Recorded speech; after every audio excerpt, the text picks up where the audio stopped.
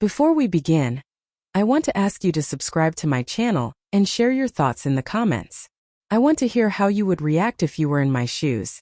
It happened on a quiet Saturday evening. We were at a family gathering, laughter and clinking glasses filling the room, when she said it, loudly, deliberately, in front of everyone.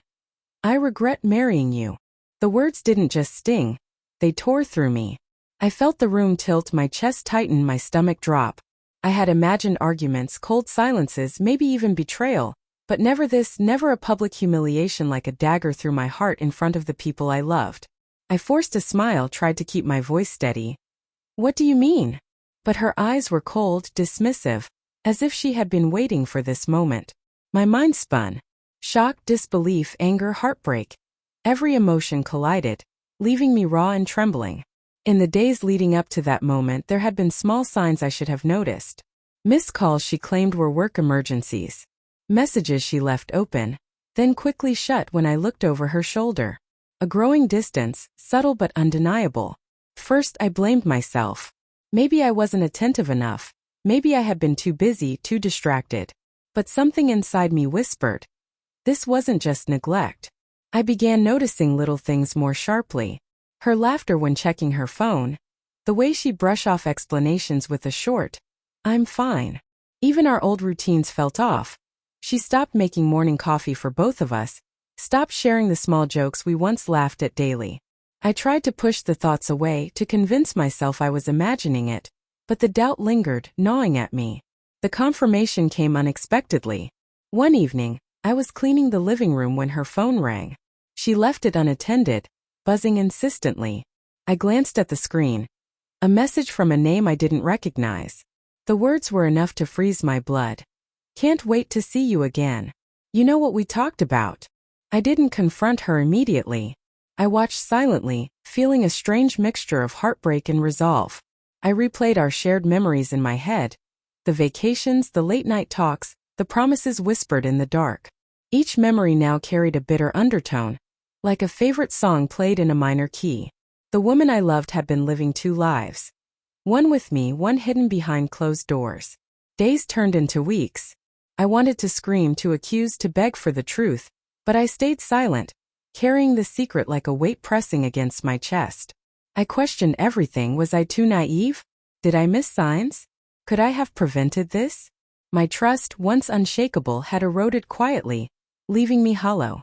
Then came the confrontation, public, unavoidable, irreversible.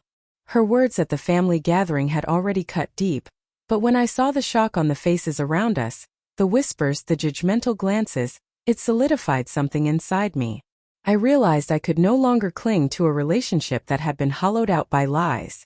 I asked her to step outside. She hesitated, then followed, a flicker of apprehension crossing her face. Why? I whispered, my voice trembling. I can't pretend anymore, she stammered. I don't love you like I used to. I made a mistake. I felt a mixture of sorrow and clarity wash over me. Her confession, though cruel, finally matched the reality I had suspected. You've been hiding someone else, I said, the words catching in my throat. She looked away, ashamed. Yes, it happened. I didn't mean for it to, but it did. I was lonely, and he made me feel seen. I wanted to cry, to scream, to shake her until she understood the depth of my pain. But instead I drew a deep breath. I realized that staying and begging for love, I no longer recognized, would only chain me to heartbreak. I see, I said quietly. You've made your choice. I'm making mine. Walking away that night, I felt an unexpected sense of liberation. The humiliation, the betrayal, the heartbreak, they still stung, but for the first time I felt a flicker of control. I had a choice. To remain trapped in anger or to reclaim my life, my dignity, my self-respect. The following weeks were hard.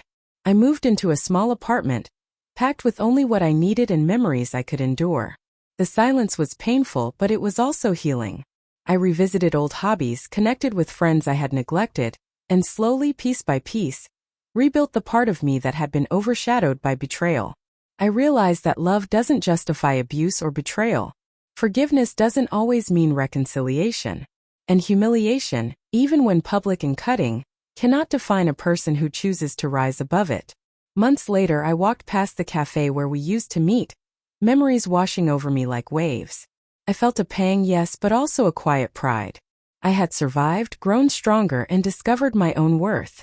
The sting of betrayal lingered, but it no longer controlled me. Life goes on after heartbreak.